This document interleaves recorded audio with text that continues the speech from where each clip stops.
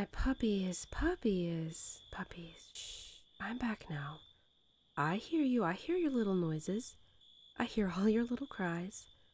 You're just trying to talk. Don't worry, you might not be able to tell me what you want to say yet, but that's okay. I know everything you need. You just need a warm, fluffy place to cuddle, some nice warm milk, and of course, my presence to watch over you. Well, you're in luck. I come with all of those things combined. You also need someone to keep you clean. Oh, my little one, you've gotten dirt all over that wee little nose. Come on, let me clean you off. And you, oh my goodness, what were the two of you doing while I was gone? It might be dark, nighttime, but your mama can still see and sense all of that dirt on your face.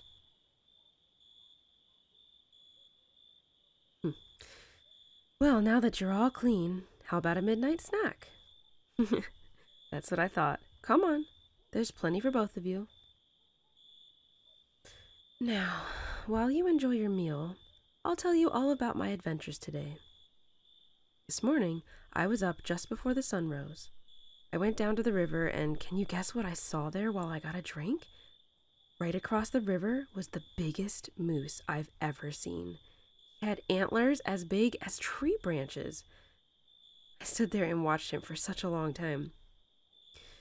He watched me too. It looked like he was afraid of me, but I told him I wasn't going to hunt him down. He was much too large for me to hunt down on my own. Even if your father and the others came, we would have still probably left him alone. I could smell his strong, healthy muscles. His eyes were full of determination and life. That moose still has a lot of work to do.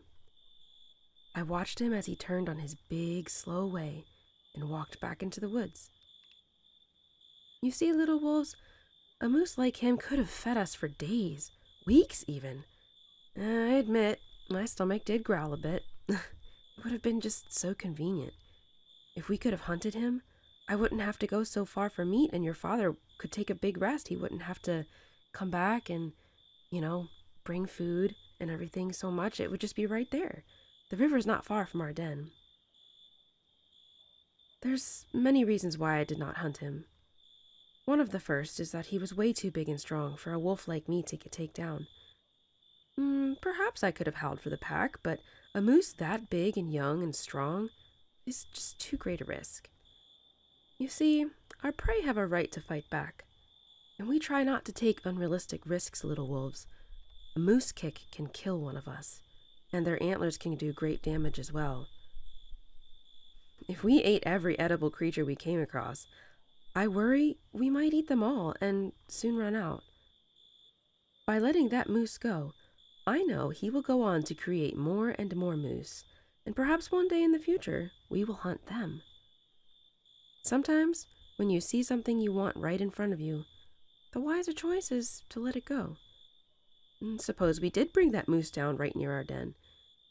We would have been inviting all kinds of other unwelcome predators right to you. Bears, bobcats, eagles, foxes, coyotes. A kill that big would sit for a long time and cause more work for us, and it would put you in great danger. And so that is why I stood and watched the moose go away instead of hunting him down. So then I followed the river downstream to the waterfalls. There's a lovely rock that sits out far over the falls. When you get big enough, I'll take you there. It's beautiful. From there, I watched the sunrise, and your father, Orca, came and sat with me for a bit. Then we traveled down to an old hunting spot. There was some leftover deer from his last hunt, and I gulped down as much as I could. And then he left to go hunt for some more, because there wasn't really anything left there for us anymore. You guys need all the nutrition you can get, my little ones. I'll make sure those boys work hard to get it for you. Your father, Bolt, and my sister Ripple are incredible hunters, I'm so grateful for them. They've been bringing me so much food and keeping watch over us. I'm sure you've heard us howling to each other. Do you know why we howl, little ones? Each one of us has a song, and everyone's song is different. Some are high-pitched, some are very low, and some are right in the middle. Ripple likes to laugh in her song, and Bolt's song is loud and long. So very long. And you've heard mine before. Perhaps you've already begun to learn it. Your father's song is very low and deep and powerful. I still get chills when I hear it. And you know what? You both each have a special song inside of you too. Did you know that? One day, very soon, you'll discover it. Oh, I can't wait to hear your songs and learn them, and hopefully I'll hear them a lot. Once you learn your song, you'll use it to communicate with us. You can send a song so far, far away if you need to. Wolf songs fly through the air, far across the mountains, over the rivers, through the skies, through places wolves can't even go. If you get lost, all you have to do is sing your song up to the sky, and the wind will carry it back to us. We will hear it and send our songs back to you in reply. This way, we can find you, and you can find us. Sometimes we'll sense a strange pack of wolves nearby, so we send our warning song out to them to let them know we already live here. We will mix our songs together to tell that pack not to come closer. This space is taken already. Sometimes, my little wolves, we sing our songs together just for fun. When all is good and we are at peace, our stomachs are full, and the weather is nice, we'll play and romp through the forest and just sing and sing and sing. Oh, my puppies, I can't wait to mix my song with you, my perfect, warm little ones. I can't wait to hear you find your songs, all on your own. Speaking of songs, that's the next thing I heard while I was away this morning. Bolt and Ripple mixed their songs and sent them out to Orca and I. They found some deer to hunt. So Orca replied to them with his song, and he quickly ran to them, but I turned back and returned to you. A few hours later, I got thirsty again and went back to the river. Once again, I saw something really special. A little gray catbird was flitting around on a bush giving its warning call. And as I looked around, I saw, in the bush, there was hiding a little weasel. It looked like it was trying to steal the catbird's eggs, and that catbird was pretty angry. It dipped and dived at the thief and protected its nest. And I thought that little gray catbird reminded me of myself, protecting you. You know, weasels eat birds. They may be small little things, but they're quick. That catbird was risking its life for its babies. And you both know, I would absolutely risk my life to save you, right? I hope you know that. I love you so, so much. The weasel looked pretty sad, but it decided not to fight the angry catbird anymore. It scurried down along the bank where it got a little drink and shook its little head to get the water droplets off of its whiskers. I might have gone after that weasel myself, but I've tried to hunt them before. They're much too small and fast. So, after that, I came back home again. Then, after another little rest with you guys, I went back outside to bask in the sunlight. It was that time of day when the sun was way up high, and today it was especially warm. Winter has just ended, and now it's spring, and you'll find out about winter when it comes back again. It always does. Spring is warm and rainy, and, well, summer is very hot. So hot sometimes. It makes everything very green, though. The leafy things seem happiest when it's warm and wet. At the end of summer, the leaves lose their green, though. They all fall off, and the trees all look dead. My first winter, I thought the world was dying. Sure looked like it, but it wasn't. My mother told me that the earth has a cycle. It breathes in and out. It plays like a pup in the spring, grows in the summer, and then sleeps through the winter. When all the leaves fall off, the air gets colder, and then something amazing happens. Snow falls from the sky. The world turns white. And you know what, my little ones? This part of the cycle is for us. It is for us wolves. Hunting is easier in the snow. It's easier to pick out the weak or the sick deer, and our songs carry more clearly through the thin, dry air. The moon is brighter during winter, too.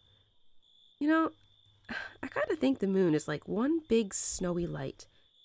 Because when the moon is shining down, The snow makes the world look just like the moon itself. Sometimes I like to pretend I'm actually on the moon. So winter is when we wolves are happiest. It's also the time where we fall in love.